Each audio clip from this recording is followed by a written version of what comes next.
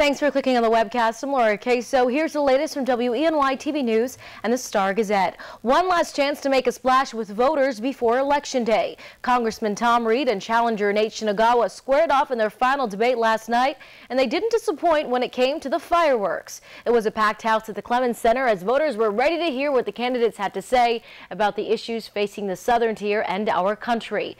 Questions hit on issues like the budget, FEMA, and education, but an issue that stood out was about how each candidate plans to create jobs in the southern tier. We need to actually fight to make sure that we have a budget that actually finds ways to expand job growth, especially along the lines of manufacturing and supporting our small businesses. But we also need to deal with our debt and deficit. We have to tackle this national debt because we have to bring certainty and confidence back to the American market so that they know, that the world markets know that we are getting our debt under control. We have to do comprehensive tax reform. Our tax code is antiquated. It's 70,000 pages of provisions. Needs to be simplified.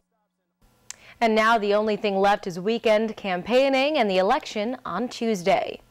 Arraignment is set for today for two Penn State administrators accused of hushing up child sexual abuse allegations against Jerry Sandusky. Athletic Director Tim Curley and retired Vice President Gary Schultz now face charges of endangering the welfare of children, obstruction, and conspiracy.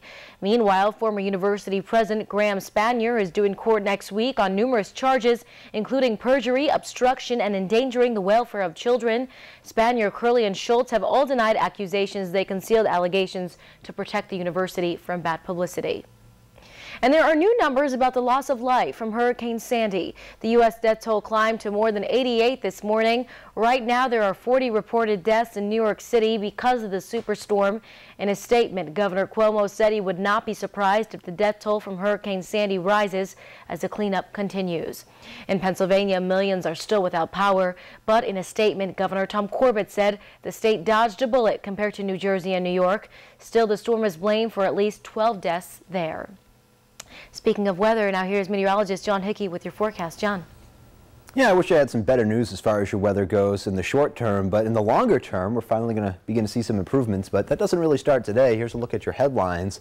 We're still looking at some cool conditions well below your seasonable average, 55 degrees, your average high temperature this time of year. We won't be getting anywhere close to that over the next 7 days. We could even see a couple of light mixed rain and snow showers overnight into early Saturday morning as temperatures cool off into the low 30s. We have some sunshine on the way, but it really doesn't return into full force until Monday. Looks like Sunday, though, we should finally begin to see at least some more in the way of sunny breaks. Today, early on, you might find a couple of sunny breaks out there, but cloud cover quickly filling back in as the remnants of Sandy continue to plague us as another disturbance rotates around what's left of Sandy, catches up with us late this afternoon and this evening in the form of some light mixed rain, even some snow showers, especially after dark tonight. You're waking up on your Saturday morning and you're still looking at a lot of cloud cover out there, and the chance at least for the continued mixed rain or snow shower that dwindles by the afternoon, though, as Sandy finally begins to lift just far enough off towards our northeast to relinquish her real firm grip that she's had here all week long. And by the time we look ahead towards Sunday, some improvement in the forecast. We'll finally begin to see at least a couple of sunny breaks. Interactive Sky Tracker 7-day forecast. Full force sunshine there for Monday and Tuesday, but oh, don't look now. Potential for another storm coming in by mid next week in the form of light rain and snow. We'll keep you posted. Interactive Sky Tracker forecast, that's all. Here's Laura.